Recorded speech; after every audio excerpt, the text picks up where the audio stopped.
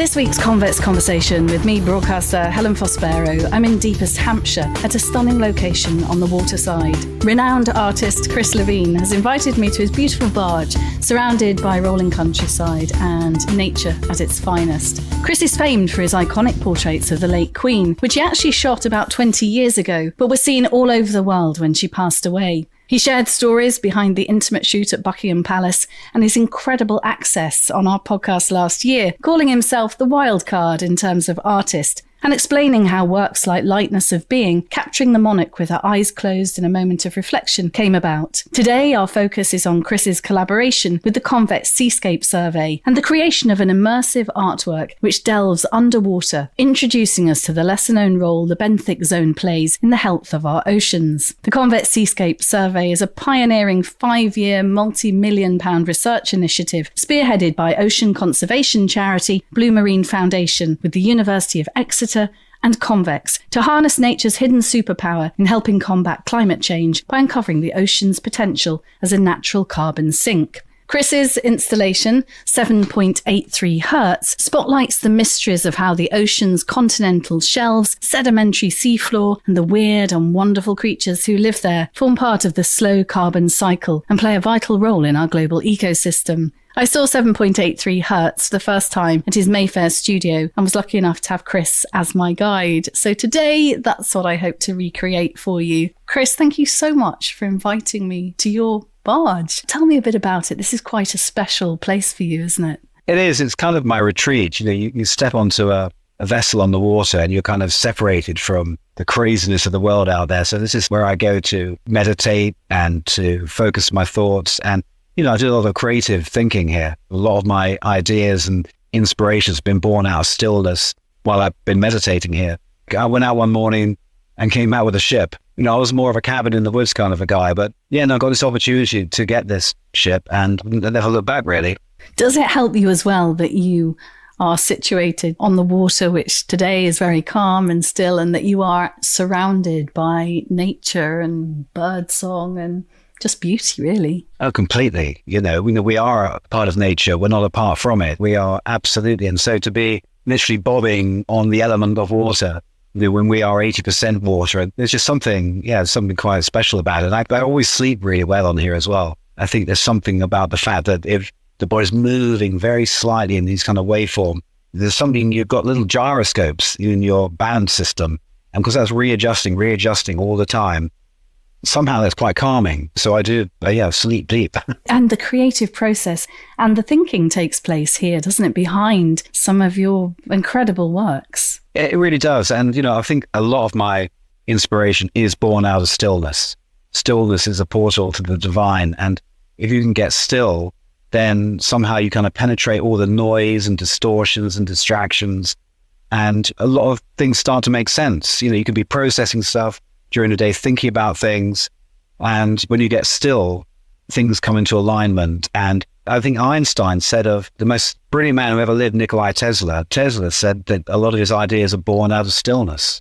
And Steve Jobs used to say that he would go on these retreats once a year, and a lot of his inspiration for Apple came when he was in silent retreat and, away from everything. And then things come to the surface. And silent retreats, actually, we spoke about it on the last podcast. You've done a number of silent retreats, and I'm guessing that's helped as well with the creative process. Yeah, I'm passionate about them. I think, the world meditated, it would be a very different planet. Humanity would evolve quicker. There'd be more compassion. We wouldn't be at war. And invariably, people come across it when they're searching, in my story, because I'd had enough. So I was forced to find another way. And the practice to get the mind still and to balance the heart and mind through meditation was my salvation, actually. And it came at a time where I thought, this is it, I'm out of here. And I was really desperate. And all in the space of a week, I kept hearing about this thing of Vipassana meditation. And I'd never heard of it before. And the Vipassana was, they say, is Buddha's gift to mankind. A lot of Buddhists practice it, but you don't have to be Buddhist. It's not a religious thing. It's a technique. It's a technique to enter stillness, where you can come to the master realization that we're just a field of subatomic particles, buzzing at the speed of light. And you can experience that. And it's something that really helped me profoundly. And if I didn't meditate, I don't know where I'd be today, to be honest. It's something that's quite interesting because so many people live their lives, I think, at 100 miles an hour and perhaps never consider meditation or never have come across the silent retreats. And I just wonder whether you feel in a way we've become a bit detached from nature and who we really are, and whether we'd all benefit from that peace and stillness and to slow down a little. I think our separation from nature is the big problem on the planet, what with blue marine in the ocean. But we are, as I said, we're a part of nature, not apart from it. And we recognize that ourselves, it's a miraculous thing that's happening. Life is an incredible thing that we take for granted because we're so inside it and so inside our mind, and what this person said to me and how I'm going to pay their mortgage and where are all these things going on in your head. But if you can get still, you can rise above that. And it's literally about reality as it is, not as you want it to be. If you meditate, you get to see things as they really are. Your starting point in the day is not how you want things to be, and you're trying to wrestle and manipulate things from there to create your day. It's not, you're dealing with the truth. You're dealing with things as they really are. And that's a good place to start. And on top of that, you're doing it from a more composed, balanced, you are literally going with the flow of what is, not with what you want things to be. You can manifest, you can make things happen, but you're starting with what really is. And that's a pretty good place to start. We were just debating whether to put on the CapGen light artist, portrait artist, and we settled on artist. For those who aren't so familiar, perhaps, Chris, with your work, we're not talking just about a piece hanging on a wall with you. Just explain your way of how you use light and lasers and sound and frequencies. It's a fascinating world you inhabit in the art world. Oh, thank you. Yeah, because art is not just about rectangular things on walls. And for me, art is about the experience, and it's an expression. And more and increasingly my work has taken on kind of a more spiritual direction, some would say, is that it's dealing with things metaphysical. It's dealing with the miracle of reality, if you like. And it all comes down to frequency and vibration. Tesla said, if you could understand the world in terms of frequency and vibration, you're getting closer to understanding the mechanics of reality. And so my work is often about taking people towards stillness. And in that, that's a portal to something much bigger. The beautiful thing about working with laser, we kind of consider light as fundamental to how it all works. And Einstein says we are compressed light. Well, with laser, you're looking at single frequencies of light, single wavelengths, and that's something that we don't normally experience. So put your attention onto it is to put your attention on something very pure and resonant. And in my work, even just for a brief moment, if I can induce a meditative state with the viewer or with an audience or with multiple people, that has to be a good thing. So you can get into a state of meditation without being a practicing meditator, without knowing anything about meditation. You realize that you feel good, and you realize that actually you've been in the present moment. You've not been thinking, you're just literally in the present moment observing. And that is what meditation is all about. I love following you on Instagram, and recently I saw that you were in Egypt. I've never seen the pyramids, so it's definitely on that list of things to do. But tell me about the project that you're working on at the minute and your experiences in Egypt. Press rewind to my first time in Egypt. It was about 15 years ago, and I did something for the British High Commission there, and it was a laser installation at the British Embassy as part of a fashion show. And we were there very intensively over 5 days doing the project. And then we were going back the next day. The project was a big success. In fact, it was on the cover of the Daily Telegraph that day, I remember. We were going back to the airport the next one. We realized we haven't even seen the pyramids. We've been here in Cairo, so focused on the job in hand that. So this was with the British Council. David Elliott, who I was working with, said, well, listen, let's get up really early and we'll go and see the pyramids on your way to the airport. We had the early flight. So we were up really early, sunrise. There was no one around. If you go to the pyramids during the day now, there's people trying to sell you everything. There's a lot of people there. It's a very different vibe than, when the sun's rising and there's no one there. There was one point, I was there with my two colleagues, but there's one point where they'd gone around the corner and I was just by myself, sun rising in front of the Great Pyramid. And it was, I'll take that feeling to my grave. It was just so awe-inspiring. Anyhow, so we're walking around the Great Pyramid, realized that we can get inside. Really? There was an opening. I thought, oh my goodness. There's no one looking there. Let's go in. Pop in for a look. Yeah, we did. So now you can't do that. So we're literally, the next thing we're crawling up this corridor. There you are. Suddenly we're in the King's Chamber, which was just pretty mind-blowing. And we were in there. And my sound guy, his thing was, he always had a sound recorder with him. So he'd put the sound recorder, wherever we go, he'd put a sound recorder, like, put it away. He's recording whatever's going on. That was his thing. Fair enough. So anyway, so we're in the King's Chamber, and my engineer gets in this big granite, whatever it is. We really don't know actually what it is. It was full of mercury, and it's part of some big power Who knows? Anyhow, Howard got inside. I said, Howard, man, you shouldn't be doing that. I hope you've got a photograph of him in there. Sneaky photo. No, there's more than that. So I said, Howard, you shouldn't have. Anyhow, so we're just, Howard's in there, and my friend is recording the sound recorder. We're in there about 15, 20 minutes. It's really silent. It's really peaceful. It's, okay, so, we had the plane to go. So anyhow, so we left, got the plane. When we got back to London, my sound guy, he plays the recording on his tape. I kid you not, there was a dog barking on the tape. No way. And there's a dog bark, not like as some kind of source. That sounds a bit like a dog. It's a dog barking on the tape, and which was a bit of a freak out. And then, because there was no dogs in there, I mean, there's the three of us. It was completely silent. It was a very, mystical, magical kind of, and it was all about the silence, the stillness. Yeah, and so Nubis, god of protection, is a dog, but there's so much mystery. And so what I'm working on now at the moment is with Art Egypt. It's the 4th edition. It's a group show that will be installed in October in front of the Great Pyramid. And my piece is a sculpture that essentially extrapolates from all the numbers and the geometry, the ratios involved in the design of the Great Pyramid are factored into this structure. So every decision about any measurement angle is all relating to the Great Pyramid. And beyond that, to things like the diameter of the Earth and the Moon. And Venus and Mercury are significant planets in the design of the Great Pyramid. The numbers 528 and 432 are significant frequencies. And these are all factored into this piece, which I'm calling Quadrivium, which is the ancient study of astronomy, music, geometry, and sound. It's going to be installed in October, and it traces the sun. So it's like it's not a sundial, but there's a mathematical conundrum called squaring the circle, which is an ancient challenge to solve with using geometry, the square, and synchronize it with the circle. And it's nigh on impossible to do. No one, I don't think, has actually done it. But at one point, the sun, by tracing the sunbeams on this piece Quadrivium, actually squares the circle. I'd like to think it's dealing with different octaves of reality, and it's all about the energy. There's a copper coil involved. It looks like a Tesla experimental kind of device. By creating all these different aspects of it, which resonate with the numbers and geometry, because it's often said that the Giza Plateau is all about the numbers, and that encoded in the Great Pyramid is ancient wisdom. And there's phenomenal, for instance, the coordinates of the Great Pyramid are within 20 decimal points the speed of light, and it's within a meter of the center mass of the Earth. And it's aligned up with the constellation Orion. The intelligence involved and the skills involved in those objects, which are there through time, are great inspiration. And following on from that, I was very fortunate to have a meeting with a man they call the Fourth Pyramid.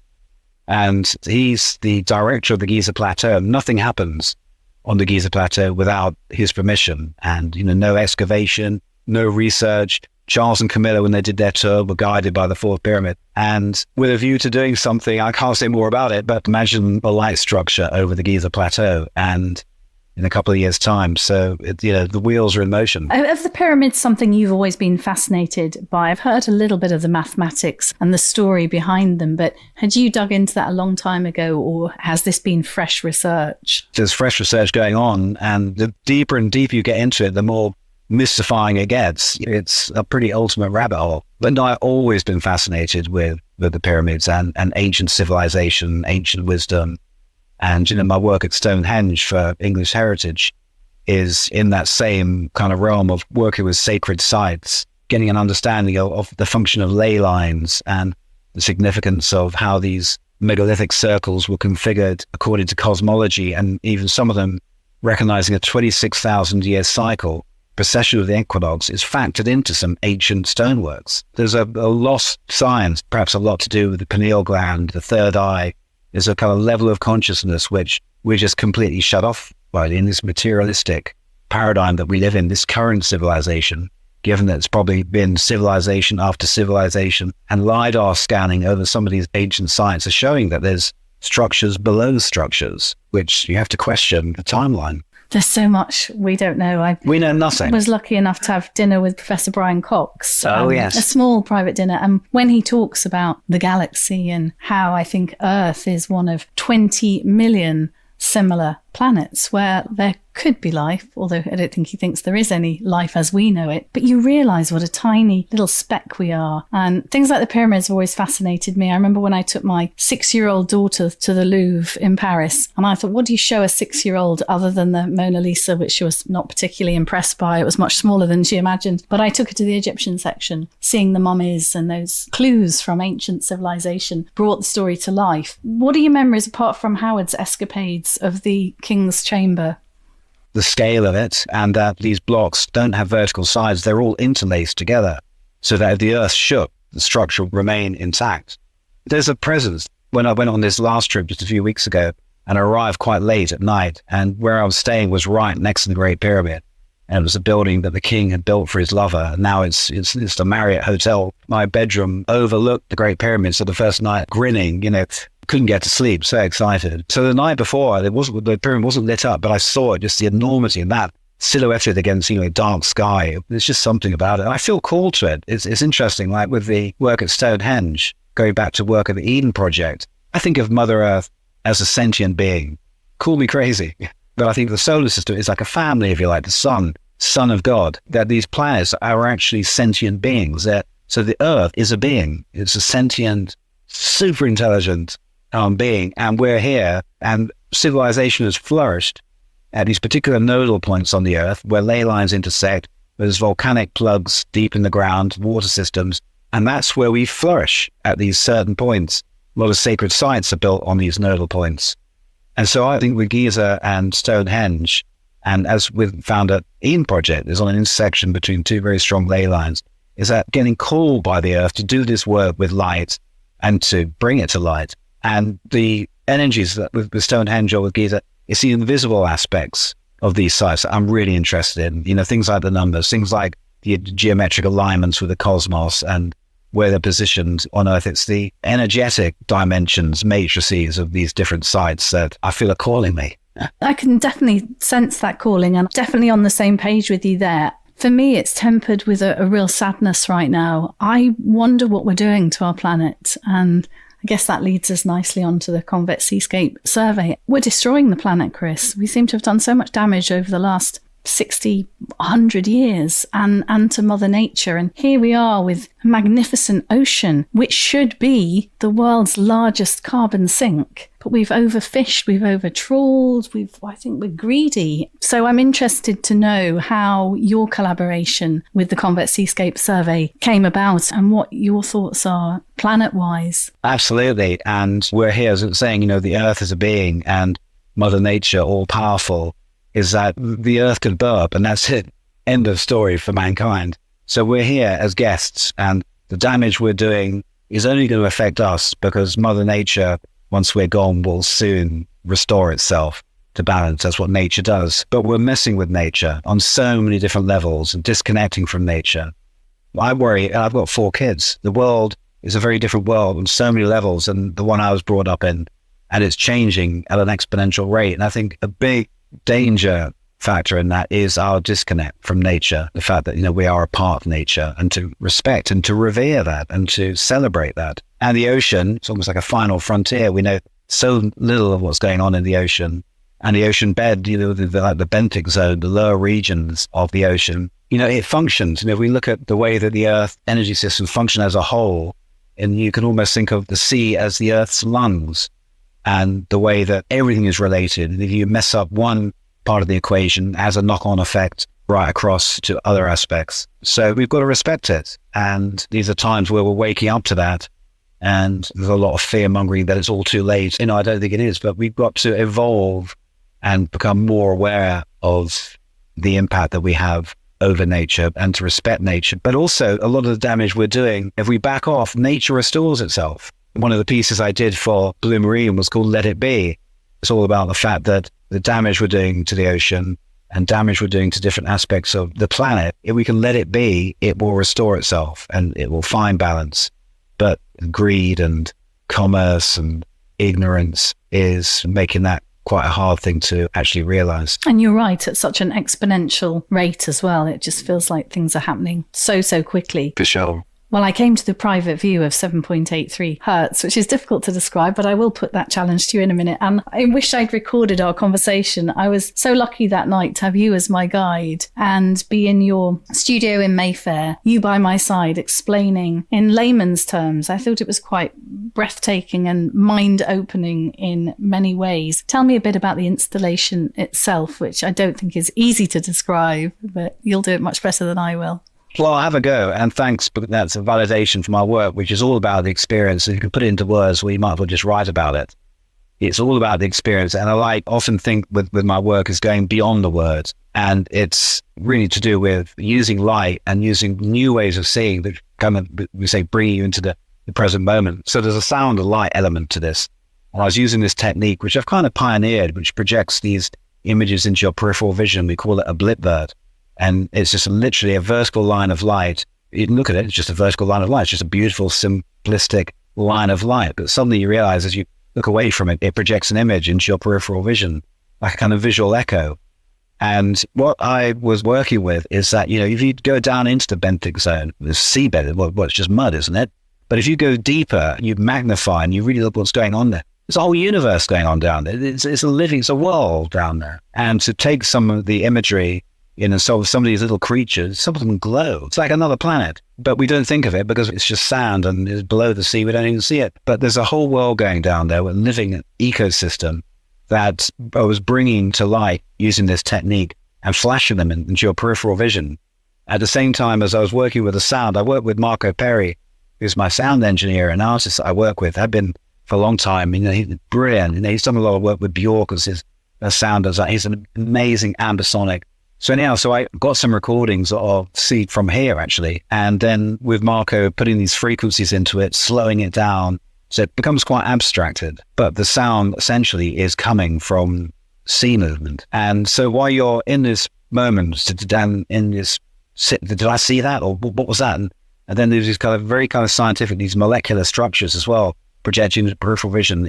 You are literally in the moment of experiencing this work. And it's drawing attention to an aspect that the oceans really, the big narrative to that is something that we really need to respect. We need to look after, and we need to perhaps change our ways in many ways as to how it's being treated, because it's a vital part of how the planet functions. Was it interesting going to the research labs at the University of Exeter and also the National Oceanography Centre in Southampton? Did that really open your mind to what's going on in that lower layer and this wonderful ecosystem of little critters?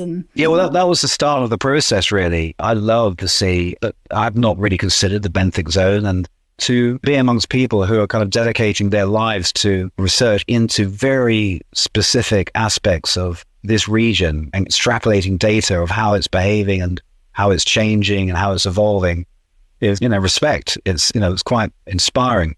So yeah, that was almost foundational to the work. So really what I did at my place of Shepherd Market, it's like I think of it as a maquette to something. It was an idea of where we could take the work in terms of the narrative and the kind of techniques I was using as an experience I was generating. I like to scale it up. You really could amp it up to involve quite a lot of people sharing that experience. Part of that is drawing attention to the issues. Then, there's got to be a good way of using my art form. What about the title, 7.83 Hertz? As you know, I'm fascinated with all things energy, frequency, and vibration. 7.83 Hertz is what they call the Schumann resonance, which is a natural frequency. Sometimes it's like the heartbeat of Earth. And when things are at 7.83, things are at balance and it's an optimum frequency. And we start messing with things. And this is all as well links to the sun as well, that the sun is intrinsically involved in how weather patterns and how the Earth behaves. Our environment is the sun, obviously. So a natural baseline frequency of all things good and in order.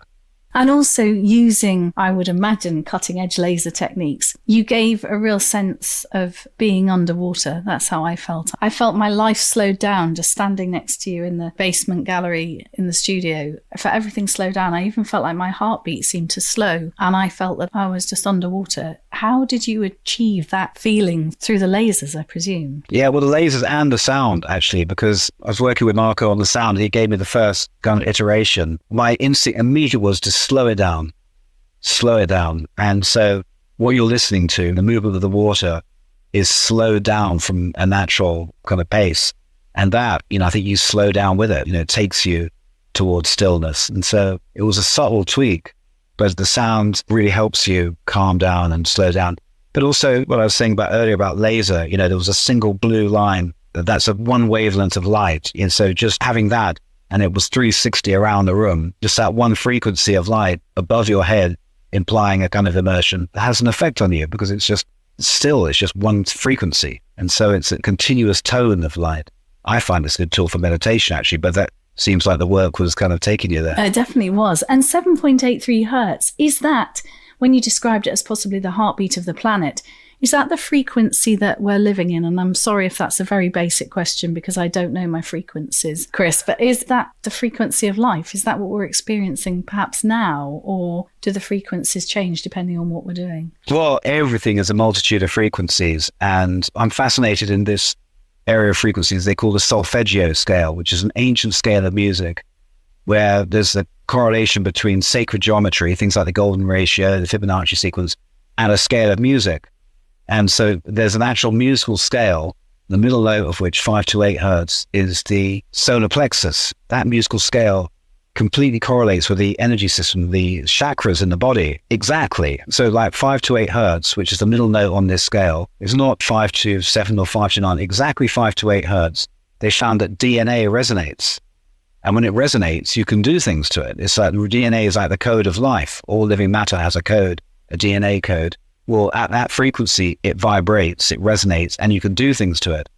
Which, if you think that this is an ancient scale, which a lot of Gregorian chant music was played on this scale, it's quite interesting that It's that kind of ancient wisdom. stuff. So everything is frequency, and 7.83 is a background vibration that is there all the time. And there are times, particularly linked with kind of solar cycles and things, where it changes. But everything, everything is connected. It's all one system. That frequency is a resonant when everything is well. Do you feel, Chris, if we let it be and if we let nature heal itself, that we are in a position to win this battle against climate change, which, I'm lucky enough to be surrounded by people who really care about it and who are doing things about it. But I think there's an awful lot of people who aren't really taking it seriously and perhaps won't until we're in kind of crashing weather, which is experienced in some places all over the world. But are you quite optimistic that perhaps we can come through this? Well, I think human behavior was still very primitive, aren't we? Let's face it. The world is at war, there's unnecessary suffering, and there's very little compassion. I think we have to evolve beyond that. And the way that we're affecting the planet, I think we'll be taught a lesson. There is, some people talking about a great awakening. A lot of people are becoming more aware, and you have to hope and just do your thing, just do what you can to make the right decisions for the right reasons. When you talk about scalable, it makes me smile because scalable in your mind is very different to other people's scalable. I mean, we might be talking Stonehenge or pyramids or something. Have you got an idea of where you might like to see the installation grow and be scaled? Well, I was saying to the other day, the Giza Plateau and the Pyramid of Light over the Giza Plateau, and that's it. What would you do after that? And it's like, the moon. Then you go to the moon, Chris. And then you go to Mars. And then you talk to Elon Musk, who I'm supposed to be doing his portrait for the Smithsonian. Are you? And so we could have that conversation. So, anything is possible. Anything is possible. You proved that anything is possible, really, with the stunning portraits of the late Queen. Lovely stepping onto the barge today and seeing your surfboard with one of those beautiful portraits that you took of her. Tell us a bit about the massive one-off pieces that you're doing for charity now, because I know all the normal editions are sold out. But what about these huge pieces you're doing that are clearly making a massive difference in the charity world? Well, it's been a great honor to do them, and to get asked to donate these pieces, because they do raise a lot of money for good causes. And it's been great fun for me because, a lot of my work involves technology, and I've often said that you can kind of lose the emotional connection with the audience because it gets sanitized with too much technology. And if I'm working with things like holograms or lasers, to have it a soulful resonance can be a challenge. You can get lost in the wow factor of the technology. So some of these big portraits I'm doing now, and they're bigger than I've ever done before, but drawing on them and getting my hands dirty. And at Chelsea, I used to draw a lot, and I love drawing, but more and more my work is involved. There's been a lot of tech involved in the work, and so it's good to be getting back into making marks on paper. Actually, I'm really enjoying it. What sort of size are they? Give us an idea of just how big. A couple of meters by meter, that sort of thing. It's nice, and I'm really loosening them up and experimenting with the color, really playing with the color, sticking crystals on them and drawing pastels, and each one is different. They're unique pieces. They've been really well received. They've been really well received. I think I was reading the other day that the AMFA Gala at the Cannes Film Festival, one of the pieces went for, well, just shy of €500,000. They're doing a lot of good, aren't they, out there? Absolutely, yeah. And I've donated my work through, particularly with the Elton John AIDS Foundation, but also AMFA, and it's raised millions of pounds. It's a privilege to do that. And I remember when Elton first contacted about donating something for EJAF, and I was looking through my plan chest, and there was a fluorescent pink queen with diamond dust on it. I thought, that's got Elton's name. That's got Elton's name all over it. And and that went for a lot of money, and it's been a privilege to be able to help like that. When you unveiled your portraits of Her Majesty in Jersey, I remember you saying that Prince Charles was there and he really liked the work. And I wasn't going to mention it, but I've now seen it in print. I gather you may have the opportunity to photograph the king at some point soon. It could happen. There is, I think there's been spoke about in the corridors of power. I mean, let's see. Would you like to photograph him? Oh, of course. Yeah. I mean, I see how I do it. Do you? People already? say, because, after the Queen and you did so well, you probably should just bow out there. But no, I see how I want to do it. It'd be a very different approach. And if I was given the opportunity to do it, I think I'd rise to the challenge. No, I'm sure you would. Even though I'm sure there's a lot of pressure because you did such a cracking job of Her Majesty. And I loved the stories you told us about the experience you had and how on that second shoot, when Her Majesty herself invited you back for a second shoot, that was when the magic happened. That was when I think she was feeling really relaxed, wasn't she? Really comfortable in your presence. And that's where it all took place, isn't it? It did, because originally it was just going to be one sitting, and we had to get it right in that one sitting, and there was a new camera that we built specially for it. A lot could go wrong, but and we did. In fact, we got it in the can. And I remember as the Queen left the room, I was so kind of exhilarated, but also that was it. I'd literally collapsed on the floor, just lying on the floor, thinking, thank God, that's it. It's in the can do this. And I was still lying on the floor, and one of her aides comes back and said, well, Her Majesty enjoyed that. If you like another sitting, you just have to write. And I literally got up and dusted myself. Oh, thanks very much. So I did write. And actually, then I had hindsight because I could look at what I did in the first sitting, which I was quite happy with. It was okay. But in the second sitting, you're right, that's when it all happened. Because then I had hindsight. Then I could look at the results of the first sitting, make slight tweaks and adjustments, and I knew absolutely that it was going to be the ermine that I was going to get her to wear, because I'd asked Angela Kelly for a selection of capes, which changed the look. But when Man put on the ermine, it was like, that's it. Wow. And we all in the room felt there was a kind of magic. I felt often that I was just channeling the work. At the time, it was a great privilege to do it, but it wasn't my ambition to be a portrait artist. At art school, it was more about music and rock and roll, But it's been a privilege to shoot these iconic subjects that kind of played out from that Queen sitting. Yeah, no one more surprised than me, the Dalai Lama. I went to give my friend a hug, and his phone rang as I was hugging him, and it was Tibet House. Peter, you know Chris Levine, don't you? We're trying to get in contact with him. Perhaps would you be interested in taking the Dalai Lama's portrait? Can you put us in touch with him? Peter said, yeah, here he is. When things like that happen, you realize, there's some kind of a calling. I'm supposed to be doing this thing. And so the portraits, so people, are you a portrait artist? Are you a light artist? I'm just an artist. And I think with the portraits is about inner light. But I am shooting into the light. And I think a lot of these kind of incredible synchronicities that have occurred to me have been because I'm dealing at an energetic level. I'm shooting into light. Everything is, you tune into light, you're getting into an octave of what's going on. And then maybe you're more going with a flow somehow. And so you notice patterns and things happen like a kind of magic. It's all like a magic. And whenever I leave your company, I always feel inspired and motivated and determined to meditate more than the tiny bit that I've started doing, which I'm really enjoying, by the way. It's taken a long time to discover it. You should do a Vipassana. I should do a 10-day retreat. Yeah, but we've talked about that, Chris. We've realised that I probably couldn't go much more than 10 minutes without that's what I thought. Chewing your ear off. But it's life-changing. You think I could do it? I think you could. Seriously? Yeah, absolutely. And you can't read, can you, or listen to music? No, the first one I did in Kathmandu, well, this is interesting because it was at a time where I was really low and everything was pointing to Vipassana. I went out to Kathmandu. Meditation is a big subject, but Vipassana, they say, was, Buddha's gift to mankind. It's been handed down generation to generation by a teacher, each generation. That's why it's not, got corrupted and it's still pristine as a technique. And the current teacher, Goenka, arrived, because remember, I went, I'd never heard of it. I saw a book, a magazine, people were telling me about it, and all of a sudden, a couple of days, everyone's talking about Vipassana. What? And then my friend said, my friend's just about to start a course in Kathmandu. Chris, drop everything. You're not in a good state. Drop everything. Go to Kathmandu. So I didn't think about it. I went from the heart. I went there, arrived in Kathmandu, and I arrived on the same day that the current teacher arrived. He hadn't been to Kathmandu for 7 years. He could have been at any one of 1,000 Vipassana centers around the world. I went instinct from the heart, and I arrived the same time as he did, the current teacher. When I arrived, I didn't realize the significance of that. Goenka, what?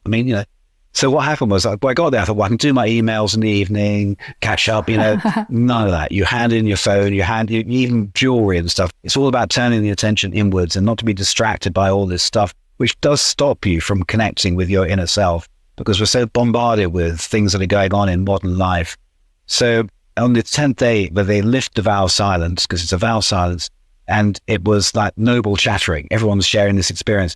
And a few of us got invited to go and meet Goenka and ask him a question. So I'm queuing up to see him, and I'm thinking, what am I going to ask him? I'm sitting down, just about to sit down in front of him. I still don't know what I'm going to ask him. And then suddenly it came out, was that, I'm going back to the rat race. 48 hours time, I'm going to be back in London. I haven't got an hour in the morning, an hour in the evening to meditate. How do you do that in the modern world? It's just not practical. And he said, well, if you take the time to meditate, you will be making the right decisions for the right reasons. You'll be more composed in about how you go about your life. You'll be literally going with the flow, and it will open up. It will never be an issue about how you fit things in because you've got to meditate.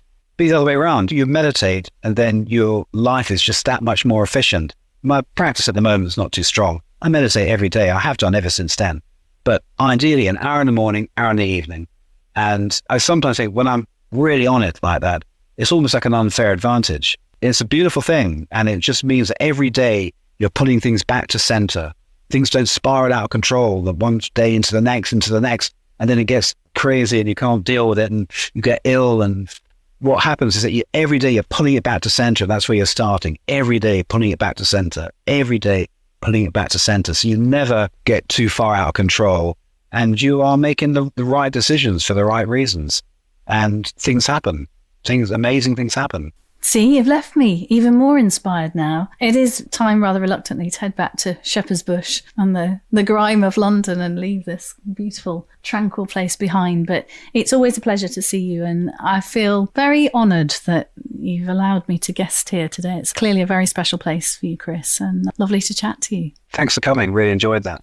You've been listening to artist Chris Levine talking about 7.83 Hertz, his breathtaking new installation in collaboration with the Convex Seascape Survey, and lots of other things too. Download and subscribe to our series at convex.podbean.com or search The Convex Conversation on Apple, Spotify or wherever you listen to yours. I'll be back next week with 101-year-old Jack Dark, a World War II bomb aimer from the legendary Lancaster bomber Pathfinders. Jack recalls some of his missions, including Dresden, as an 18-year-old lad in the elite force, and how at the age of 101 he's in demand as a film and documentary expert. So join me then.